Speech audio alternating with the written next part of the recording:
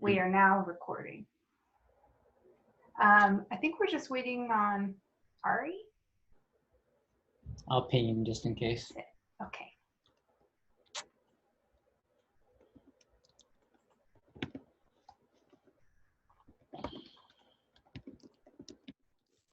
Edward. Hey, Mike. Hi. We're just waiting on one other person before we get started. He's around.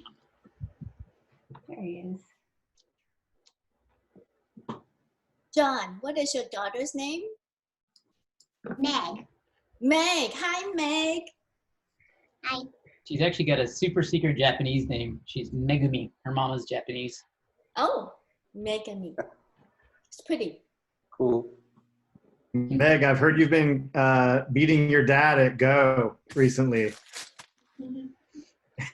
We're going to try to let her play a game with me tonight on the 11 by 11 or whatever the smallest board is. Yeah, that sounds awesome. Super cool. She's going to be a lot better than I am. I'm not saying much, as you know, Michael, but... So I think we can go ahead and get started. We've got plenty of people here. Last time, who was it? They used a random number generator to see who would go first, and I loved that idea. So I'm going to share my screen while I do that, for full transparency.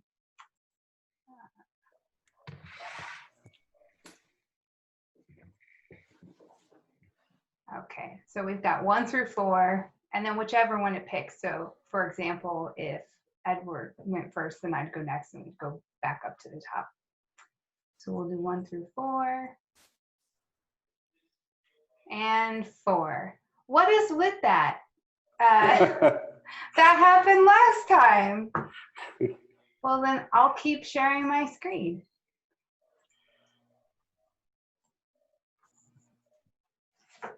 Okay, so I've been reading a book called Cafe Society, and I was originally attracted to it because I've always been interested in learning more about cafes in history, where a bunch of intellectuals would gather and talk about interesting things, philosophy, arts, writers would gather, even like famous cooks like Julia Child. She was a regular at a Parisian cafe. And so most of this book is like a sociological examination of cafe society throughout history. And the first chapter was just kind of went over the concept of the third place. Our first place is home, our second place is work, and those two places are meant to ground us as individuals. And then the third place, that other place that you go, is meant to help you expand as an individual. And so Ray Oldenburg is the author of that first chapter, and he's kind of like a big person in the study of the third place. And he said that its third places are defined by its regulars. So he said the regulars are not a closed circle. In the usual case, they are always happy to receive a new member, as doing so promises new things to talk about and to learn. And the next chapter in the book, I'm not going to go chapter by chapter, but the next chapter in the book coincidentally started talking about third places before the phrase ever existed. So in 17th century England, there were London coffee houses known as penny universities, which I think most of us are familiar with the fact that the penny university community was inspired by these penny universities. So to tell you a little bit more about them, they were an offshoot of the Leveler political movement, which set out to kind of do away with the class systems and have people treated more equally. They became very, very popular, and two of the main reasons that they were so popular was their low cost of entry. It was a penny, and the same set of rules that were posted across each coffee house. So the rules are to the right. It's basically treat everyone equally. And I was interested by it, but I wanted to know like what actually went on inside Penny universities. What did people actually do? And so I went away from the book to learn more about Penny universities, and I found out that people would go there to learn the latest news and business ideas. And so, you know, people would go, they'd pay their penny, and they would find out that they had access to the latest publications, newspapers, bulletins, but then also there were people called runners who ran around to each coffee house to tell people about the latest news that hadn't yet been published. And then there was a regular who kept a journal, and over the course of 1 month, he recorded the variety of things that he learned about. He had learned about or overheard different things. One was like a passionate discussion or argument between doctors. Another thing he learned about was Roman history, best practices for storing beer. He learned about a new nautical weapon, and he also caught wind of like an upcoming legal trial. But that's not all that you could do at Penny universities. The other thing that you could do was learn about new courses of study and also listen to lectures.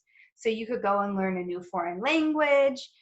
You could learn about new science theories. And then there were also professors who had interesting relationships with their universities where they weren't able to teach at the university anymore, but they could come to Penny University and teach. So an example of that was a professor who was kicked out of Cambridge for his religious views, but went to Penny universities to teach about new natural philosophy. Another example was a Huguenot refugee who was a mathematician but couldn't teach at universities in England. So he went to Penny universities and he taught mathematics, he taught chess, and he also taught like how to calculate gambling odds. The two things in common with those professors is that they were able to step out of the social roles that they encountered in the class system. And so everyone could go to Penny University and not deal with whatever sort of judgments they had in their common day society. Students could go and learn, but not have to deal with the rigorous expectations of regular collegiate life. And then the thing that I thought was the coolest thing about this was that people who were kept distant from each other in everyday society actually got to, interact with each other in a single place. Something I forgot to mention earlier was that Penny universities became so popular that they ran out of minted pennies. So individual neighborhoods kind of created their own coins that were locally accepted. Like that's how popular Penny universities were. So I learned about third places and I learned about Penny universities, and I thought it was weird that coffee shops weren't really seeming to like have that purpose for people in everyday life now. And I thought, gosh, it'd be so cool if this existed today. So I did some more Googling, and obviously I found the modern Penny University, and it was so cool. Obviously, it's inspired by Penny University, so it has a lot in common with the ones from 17th century England, with a lot of improvements, like a lot more people can be included. Back then, a lot of women did not attend Penny University, but today, that is not an issue.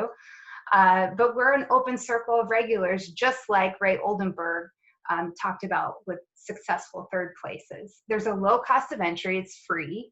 We're an online community, so that allows us to be global. And you can be in your third place from your first place or your second place. And our rules don't need a TLDR because we can interact with this community and kind of mold and shape the experience to be whatever we want it to be. And even though I love coffee, I also have to point out that you can drink more than coffee at the modern Penny University. So that's it. Very nice. cool. Very cool. Cool. Yeah. That was awesome. I learned a lot of stuff about Penny universities that I was unaware of. What is that book that you're reading? I've got to read that book, apparently. Oh, Cafe Society? Cafe Society. I have a link to it in my blog. Okay. It- The book as a whole, has it been a pretty good book?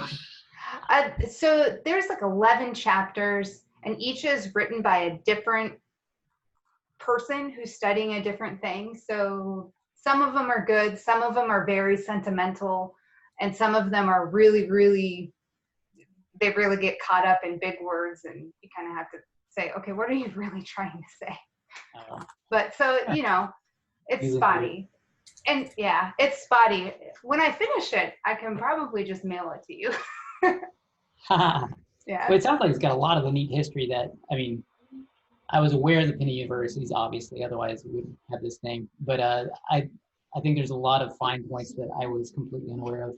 Yeah. And I'll send you a link to my slide deck, because it has like the things that go deeper into Penny Universities are from other sources. So it has links to all that. And so you can look into those. That might be better than the book. Excellent. Yeah. So incidentally, I hear from the feds that we are short on coins right now. So we can make our own pennies. As long as they're locally accepted, you're good to go. Exactly. I love it. So next on the list was John. That's me. It's a common name, right? Another Johns, right? No other Johns today. All right. Well, then let's see how, I guess I'll start. Are you ready, Meg? Okay, I'll talk first and then I'll let you play with me. All right. So let's see. There's my computer. And there's a board around here somewhere. That's very good, Meg. So today we're going to talk about one of my favorite games, the game of Go. It's a 2,500-year-old game. It predates. Hey, John, I think you're covering your mic, so it's kind of hard to hear you. Yeah, which is weird. I wouldn't have expected it would be there, but I guess it is on the Mac. Oh, can you hear me? Can you hear me now? Yes. Yeah. It's better. Okay. How about now? Pretty good. All right. Well, we're going to go with it, and I'll speak louder.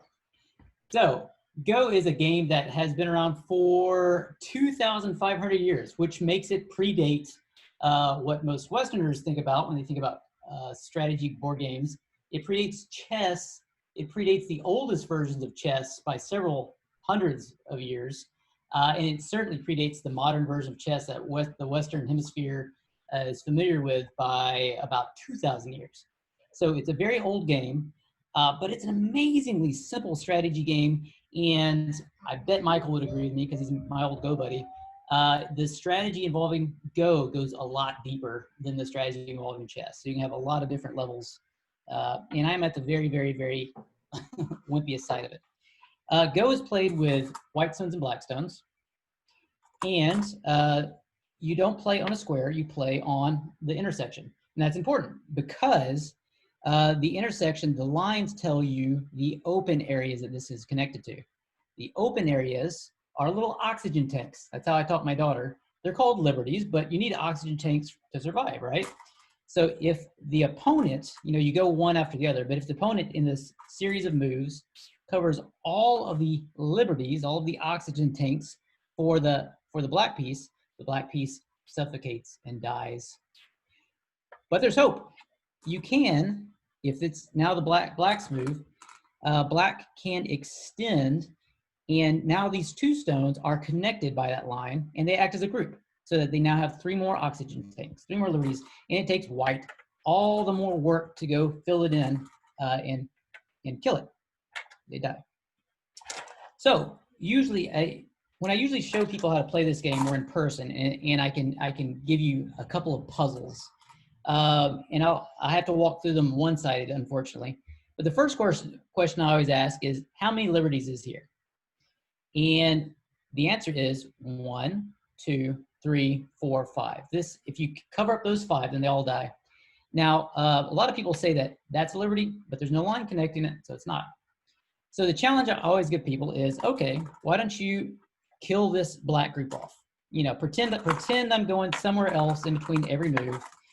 And people can usually do this. Poof, it's dead. They would die now. And then I say, okay, let's be a little bit more challenging.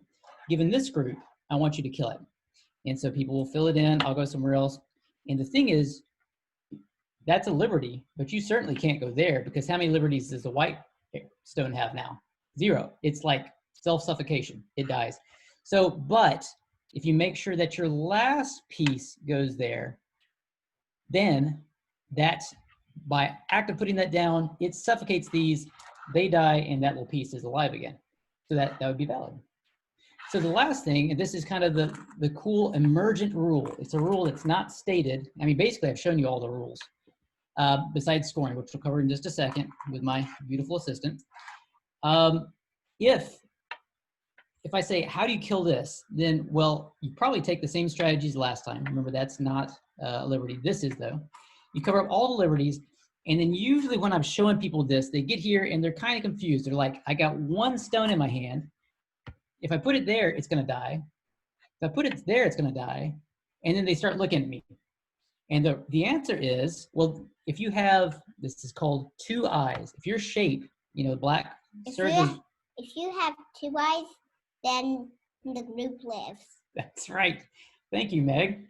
So it's an emergent rule. It's not stated in the rules. It's just a natural property that comes out of the few rules I've already stated. You can't kill the shape, which means, interestingly, that anything that happens to be attached to the shape is invincible. And that's just one of the main things about the game. So the last rule that I usually show people is how to score. And in order to score, we've got to play a game really quick. Can you play a game super fast, Meg? Okay. You go first. Black. Do like a 4-4. 4-4 invasion. Yep, there we go. 4-4 invasion. So I'm going to try to basically He knows more about Go than I do. This is dangerous. I'm going to try to make a wall, and you go now. You don't have to worry about the hands right now. She's trying to put it in your fingers like that, Michael. Go.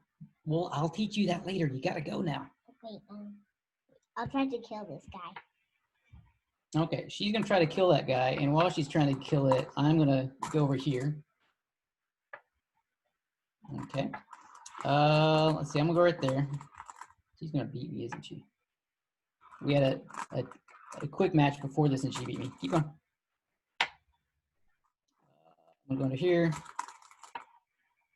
I'm going to cut. Look at there. I cut. These two have only 1 liberty left. What are you going to do, Meg? Okay, she connected, and they get to survive.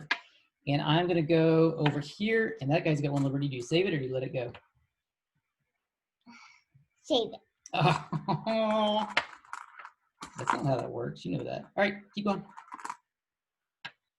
Uh-oh, you have fallen off the deep end, my dear daughter. Keep going. Ooh. So effectively, we're forming a loose wall and slowly filling in the dots. Keep going. And I'm gonna go right there, cut it. You go right there, go ahead, do it. Ooh, and now I've got 1 liberty left. If I try to save it, she can always kill it. So I'm going to go here, and that's gonna die next, right? You can't save it. Nope. Still can't save it. Whichever. Nope. You can't save it. So I would make your wall stronger this way, and then Another interesting property of this game is that the corners are very tricky. Yes. That's okay. Keep on.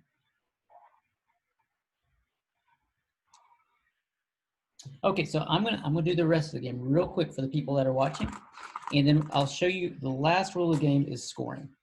By the end of the game, I'm going to pretend that some of this didn't happen. I'm going to go ahead and let Meg capture this. I'm breaking the rules by going in a different order.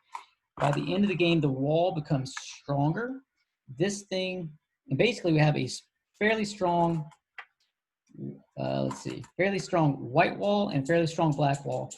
And this one, at the end of the game, you can pass. And so as a white player, I would pass, and then Meg would pass, and then the game's over. And then I say, Meg, is this one alive or dead? Yeah. So you capture it. And then these are all captured. And the scoring, and this is the last rule in the game that you basically have to know until you played about 10 or so. The scoring is I get however many cells that I contain that are not covered by my stones, minus however many were captured. And you can visually subtract them. Like if I put that there and that there and that there, that subtracts away the ones that were my penalty stones. And if I'm, I've got 1, 2, 3, 4, 5, 6, 7, 8, 9, 10, but I can also move these around and the score didn't change. So now it's 2 times 5. So right now I've got 10 points. And if remember, we can move them around. My daughter, and it's a diagonal line, so it's gonna be hard to count. Oh, yep, these are the captures. Thank you, Meg. My daughter has, we'll do like that. My daughter has 1, 2, 3, 4, 5, 6. 1, 2, 3, 4, 5, 6. 10 to 30. Meg wins by 20 points. So that was a super fast explanation. Thank you, my lovely. Nice job, Meg. Congratulations.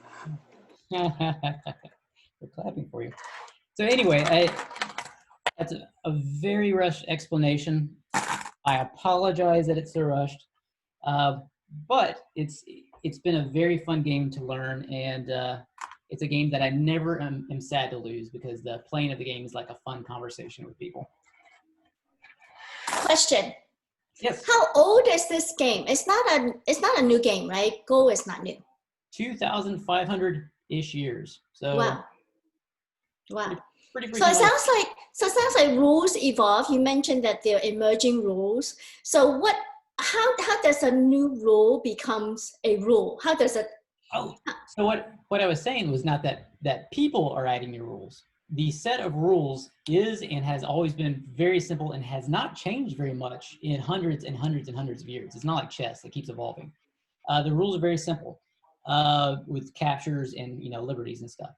But there is emergent rules where if your shape has 2 eyes, 2 open spaces, then it cannot be killed. That isn't like a new rule that someone said, okay, you've got 2 eyes, so I can't kill it. It's just, Michael, she said, how about a bamboo joint? It's just that it's impossible to place 2 white stones into an area, 2 open areas at the same time. So even though it's not really a rule, it's a truth that has emerged from these simple properties. Got it. Yep. Thank you. I think Ary's up next. Hi, everyone. My name is Ary. That's a very tough act to follow, but I'll do my best. I don't really have a demonstration like that. But yeah, so my name is Ary Sharifian. I'm a cloud engineer at Oracle. And over the past few months or so, I've been kind of delving pretty deep into day trading, which from a developer's perspective is kind of like, alchemy, or like, just like this weird, mystical, mysterious place where people, have superstitions and believe they could one day become rich beyond their wildest dreams. And so trying to apply a stringent rule-based strategy has become increasingly kind of like feeling, I'm just reflecting here at this point. It just feels like, more and more like a fool's errand to some extent. And, but it's just very interesting hearing the different, so, immersing myself in this environment is like, listening to podcasts, hearing people describe their strategies to me, which, are borderline superstitions. It's just all in all, just very, very interesting from a developer perspective. Nevertheless, I move forward, and over the past few months, I've deployed an algorithm using Python and a Robinhood API, where I've actually implemented a rule and just seeing how my algorithm performs. And I'll pull up my, so I can just kind of talk about it a little bit. So over the 20 trades that I was tracking that the algorithm made, about 18 were pretty successful. 18 of them made money. 2 of my trades didn't make any money. It's a very, very small sample size. But let me just, and I publish, so every time I learn something, I just like to, for my own sake, solidify my learning by publishing it on Medium. So if you guys were ever interested in seeing my success or failures, I can share my Medium link with you all, which is just my name. But let me share my initial results with you all. Oh, I cannot share. Oh wait, host disabled attendee screen. So I can, or You can promote him to host if you trust him, and then he can. oh, I yes. want to trust him. How do I trust him? If you go to participants, then you can see how to do it. Thank you. Mm.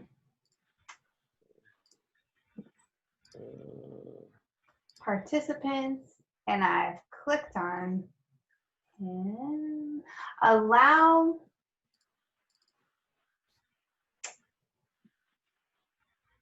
I'm still not finding it.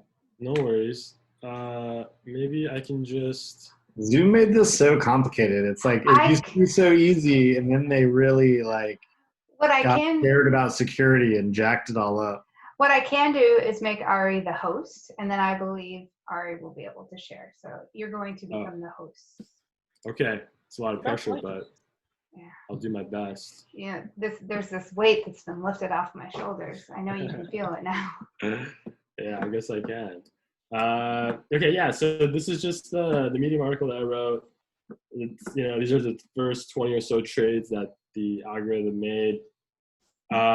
It's a scalping strategy. So basically, I'm just looking at very short momentums in the market, and then most of the successful trades that you see here happen within 10 minutes or 20 minutes or so. So it's just buying some. Basically, it's the strategy can just be detailed here. I get recent news. I filter all the tickers that I could trade based on recent news. I am not looking at super volatile stocks, just ones that are seemingly kind of just going up. And then I do a simple 20-minute moving average. So if the current price is greater than the 20-minute moving average, I define it as trending. And then I sort by the trend rate. And then I just iterate through all of those stocks that have made it through all the filters. And then I'll place a buy limit order, and then I'll place a sell limit order. So as soon as I buy the stock, I immediately try to sell the stock for, I think I set it at 0.7% gain. So you'll notice that a lot of the trades that were successful here I made about 0.7%, which was my target. Now you'll notice that my losses actually outweigh all the profits that I got. I didn't have a good sell strategy. I was very, half glass or very optimistic, right? I'm just going to make money. Don't have to think about losing money. And then, I had two really, really bad trades, and that pretty much negated all of my profits.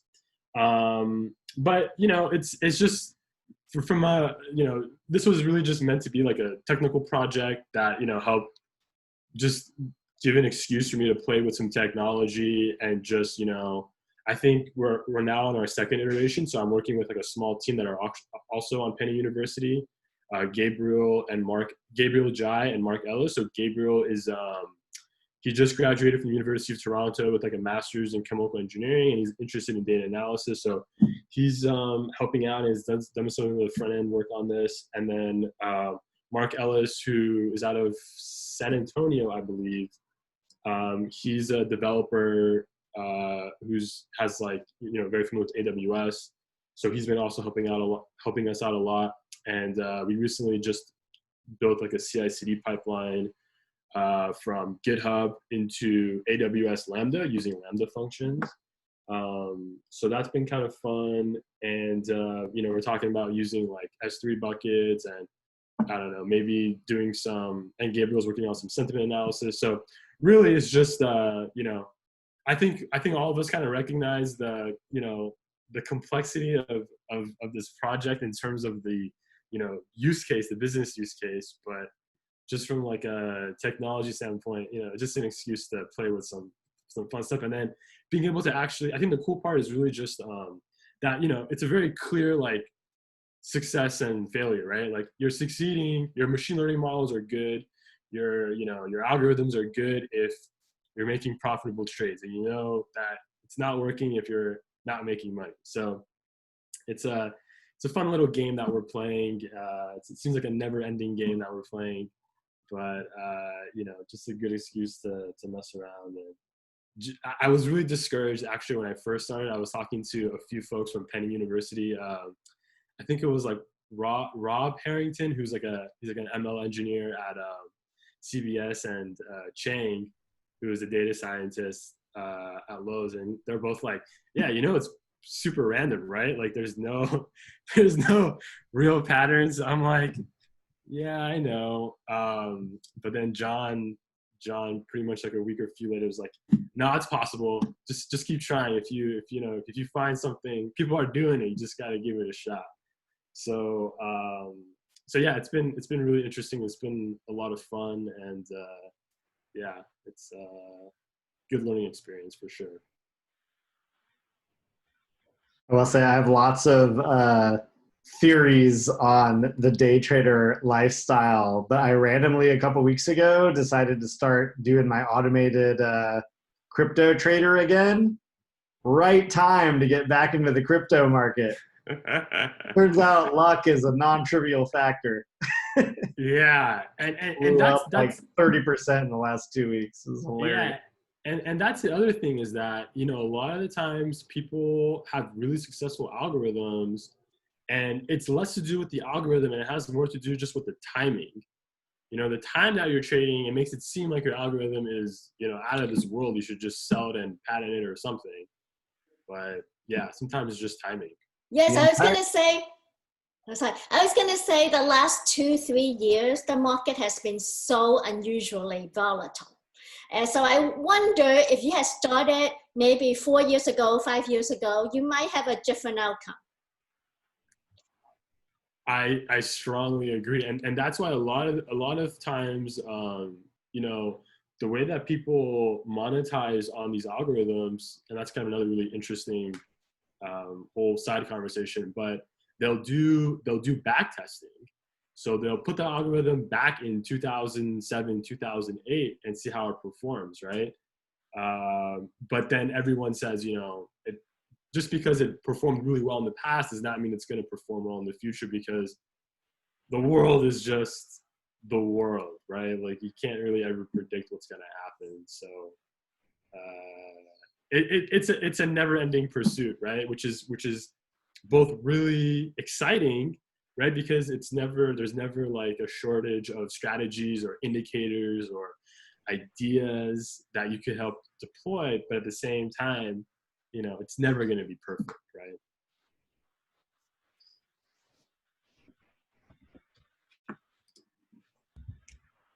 Who's next? Next is. Yep. Thanks, Ary. Yeah. May I share my screen? I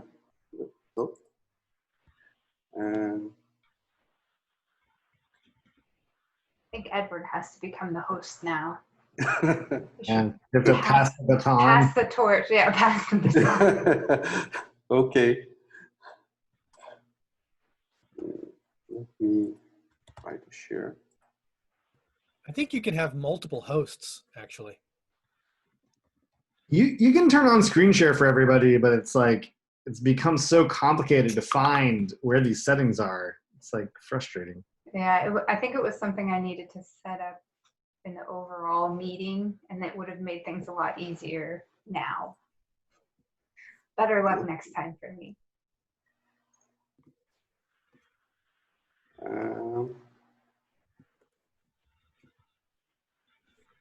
Let's see.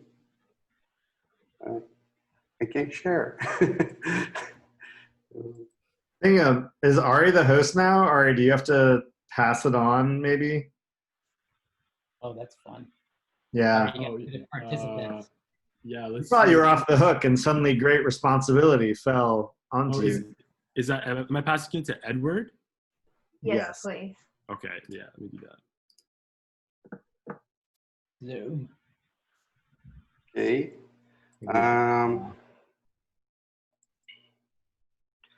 Okay, let's start. I'm going to talk about an app that I just discovered, and it's pretty exciting. It's an Android app. It's called Termux, and it's a terminal emulator in Linux environment. Why it's exciting? Because you don't need routing or any advanced setup, but it's not an operating system or hardware emulator. So what Termux does, it installs a minimal distro, and you can add additional packages through its package manager. I suppose it's based on Debian. And it supports many languages like Java, Go, Python, PHP, etc. And many commands of traditional Linux. And you can even access the internal device storage. So let's see. Here we can see the screen of my cell phone screen recording. And I'm installing some packages. I'm installing Vim on my cell phone. So it's like regular Linux, okay? Oops, sorry. Okay, I can zoom in and zoom out. I may create new sessions. I can have multiple sessions. I can give them names. I can disable and enable the keyboard. And here, I'm setting up a name for the session. But what I find pretty exciting is because you are not tied to a computer or laptop, PC or laptop anymore. You can code on your cell phone or tablet. You can install any kind of package. Oh, sorry. Here we have an app in the middle screen that I typed on my cell phone. It scans my download directory, and it tries to find all the duplicate files that I have, and I plan to delete them. So here on the right is the result of this. I type it using Vim. I could use another text editor. Okay.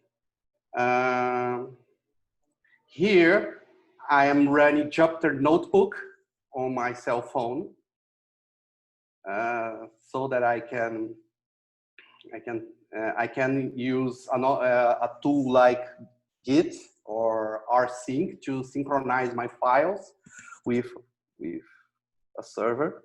So here is an example running. Here I'm pasting, and there we go. So here you go, Jupyter on a cheap cell phone. So I think this is pretty exciting, because if you think about developing countries, I live in Brazil, by the way. So if you think about developing countries, this can be a huge difference. You don't need an expensive laptop, for example, just a tablet or a mobile phone, and you are good to go. So very, very, very nice, as you can see here. Very cool. That is cool. Is it Yeah. fast? It can't be Yeah. fast. Yeah, it is. Let's see. Well, my next steps, I plan to buy a mini Bluetooth keyboard to plug on my cell phone, plug a monitor, and use a cheap tablet, for example. I think the possibilities are multiple. There are multiple possibilities, because you can teach kids to code in small devices. That's That's what I find most exciting about. And here we have some resources for look for further information. You can download the app on Google's Play, and that's it. Let me see if I have the first video.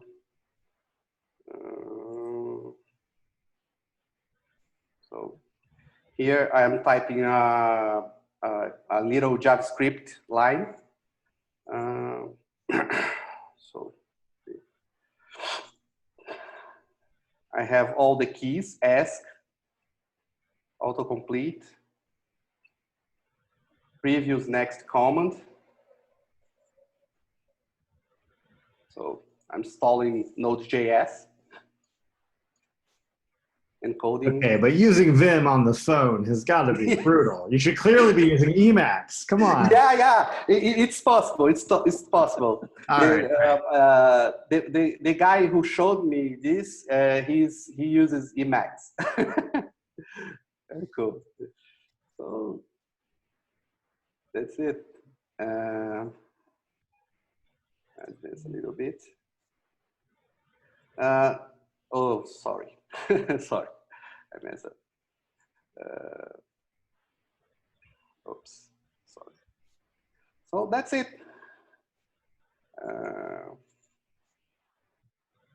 That's pretty cool. I didn't know that was possible. Is there a minimum hardware configuration to run this? I'm wondering whether phones in developing countries could handle it. Yeah. I think Android 6 is the minimum. Okay. But my cell phone is not so cheap, but I think it doesn't require too much hardware to run. How on earth does that work without rooting? Like, you're running an operating system, but you said it wasn't an emulator. I don't know how you explain that to me where I'd understand it. I'm still trying to make my mind what they did, but I think they built a walled garden that looks like Linux, but it's not Linux. So it's not a virtual machine or something like that, but it allows you still to install a complete emulator, but still. I mean, the craziest thing to me is like that Jupyter Notebook example where like you can access it from your browser outside the sandbox, right? It'd be one thing if you build your little. Yeah. So that's kind of slick. Cool. Yeah. Pretty cool. What does it have access to in the phone?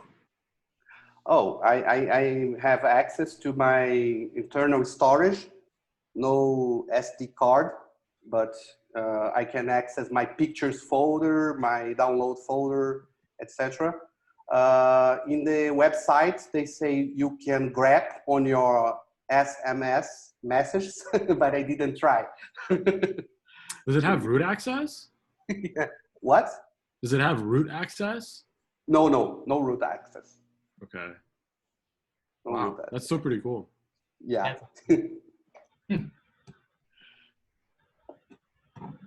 I feel like that kind of turns all like cell phones into kind of like Raspberry Pis almost. Yeah. Right? Yeah. That's it. Well, that was it for the people giving talks.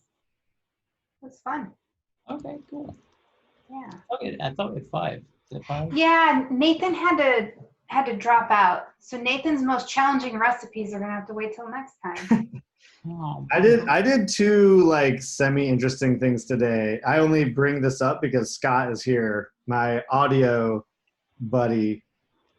I don't know if you guys want a super quick Michael hear about it. recap. I guess why not, right? Yes. That's probably the right thing to do. Can Edward, can you pass the screen share to me? Oh, I think I am the host again. Or if you're the host, whoever's the host. I have really got to figure this out. I mean, There is some way to make everyone able to screen share, but again, it requires like too many steps. Yeah, next time I will get this. I have the power. One of these buttons will surely allow me to share my screen, but which one? Bottom center. There we go. The one that says share screen on it. It's been a long day. It's okay. Okay, so step one, I just gotta show Ary that I made some money. So that's all that is. That's the last 14 days. It was amazing. But the thing I wanted to talk about was the spectrogram analyzer thing. So so Scott also works in sort of the audio world, doing lots of awesome stuff. So I had this, for a long time, I've been doing this random consulting project for this company called Harmony Helper, which I should probably give credit for giving me the money to work on this stuff. So this app is about, it's about basically helping professional singers like practice harmonizing with other parts without needing to have everyone physically there. So especially relevant during COVID times. So it's been one of the few things I've been working on that's been going well during this gigantic disaster. And the big part of this is this practice experience where it's kind of like, like Guitar Hero or Rock Band, where you can sing and you can see what's going on the screen. And as part of this, I built this like web-based platform that I could kind of help test my algorithm. Oh, hold up, I gotta run this again. It'll take just a second. I was busy on my bot. Here we go. Let's serve this up. Boom. So let me just show really quickly what it does. It's kind of like, happy birthday to you. Happy birthday to you. I don't know if everybody can see that, but that was a terrible tenor part of happy birthday. Does this come through on Zoom? Can you guys even see this? Is it like, yeah, okay, it does kind of come through. So basically this is like the little framework that I had sort of locally worked on my pitch tracking technology through. And, the little red dot, can I zoom this in? There we go. Little red dots are sort of tracking. And I don't know, I just find it very fascinating, like, trying to detect what a human is singing turns out to be like a super hard problem. It is not as simple as a string instrument, which basically has some fundamental harmonics and everything is just like up or down an octave, or, there might be some other tones, but it's basically pretty simple. Or like brass instruments are pretty simple. Piano, has 3 strings, but again, not that complicated. The human voice is just a disaster, right? And the thing I love the most is like, we'll have these situations where there'll be some performance and everyone will agree so-and-so sang a C sharp at this moment. And when you come in here, and this is kind of what the data looks like, right? This is basically the frequency space of what I was just singing. And you'll see that like, so I can't sing that well, so this isn't a good example, but you'll see situations where it's like, everyone agrees someone was singing a note, but the reality is there was no energy like at that frequency at all in that example.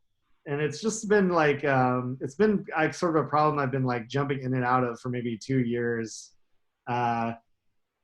This obviously is like kind of struggling a little bit, but like, we basically take this signal and we filter it to the point where it sort of gives you useful feedback about whether you're on pitch or off pitch. And it's been kind of a fun little random side project. So randomly today, I got the chance to kind of like come back to this and work on, there was some idea that maybe there's some web technology version of this. Right now, Harmony Helper is just like it's an iPhone app, an iPhone and Android app that you can check out, but got to kind of play around with like the raw data again and was kind of enjoying it. So figured it'd be worth a little showing some of the data and showing off the little lightning talk there. Well, this is so useful, Michael. And I'm glad I got into this lightning talk because I sing with a chorus. And we've been recording ourselves at A future home. customer. Oh, let me give you the sales pitch. No. Oh, is that sales? I didn't know that. that. I changed the equation. But I'll look into it, and I'll certainly mention this to the callers. But you're right that the human voice is so complicated. So when we were allowed to sing together in person, you basically, you just sing with other people, right? You don't have to be perfect because other people could fill in for you. Yeah. But when we're recording at home and we're recording individually your own track with nothing else, and you listen back to it and you go, oh my God, that's how I sound. And it's very, very humbling. It's very humbling. You have to carry the whole tune on your own. You have to get everything right. You know, the energy needs to be at a certain right frequency, and it's got to be a certain volume, it's a certain projection, and it's really, really hard. So it's good to see that there's a tool out there to help with that. It's really hard to do independently. You know, there's also, I'm sure you know, like the concept of being in tune. There's sort of this standardized tuning that we use for pianos because you don't know what key you'll be playing. But singers don't do that, right? Singers can adjust on the fly, and they're typically in sort of the, you know, whatever the true key of the piece is. I forget the correct terminology, but you know, I will say even in Harmony Helper, that's something we like don't simulate. And so there's nothing that replaces being there in person with people. But this has kind of been our best take on like, look, you know, if you can't be in the room with people, you know, it's very hard to practice independently and then walk into a room with 3 other parts and still sing your part. You know, you kind of have to put earplugs in, but that's not what you're trying to do. So that was the goal of the app, was like, if you can practice, you know, you can get 80% of the way there, maybe by yourself with your app. Then when you actually get to practice, maybe, you know, it's a more productive experience, was kind of the theory behind it.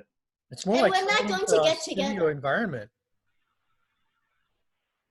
Say again. I'm saying it's more like training for a studio recording environment.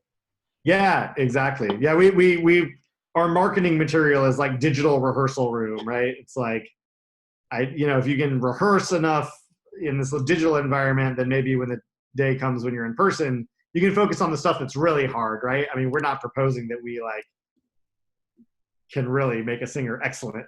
It's really like, do you know your part well enough that when you show up, you're not wasting everyone's time because you don't know what the notes are, kind of situation. And the way it looks like, from what I'm hearing from different sides, it's going to be a long time until choirs could get back together in person. We're probably one of the last ones to get back. So there's much room for any tools that will be helpful. And I think even when we get back, like you said, it's different. It's different going in person and singing with each other and trying to practice on your own and improve on stuff. And really, you know, really scrutinize on what you're putting out there rather than just have other people fill in for you. So, good tool. Cool, thank you. Kind of reminds us that spectrogram that you're showing me. Have you ever seen overtone singing? You know what overtone singing is? And have you ever seen that on a spectrogram?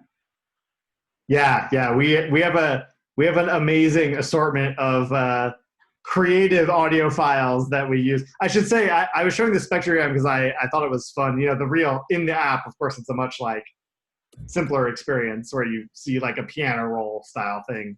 This is just what I use for debugging. But yeah, it's truly incredible what people can do with their voices. I mean, it's not like any other instrument. It's totally unique. So it's pretty cool stuff.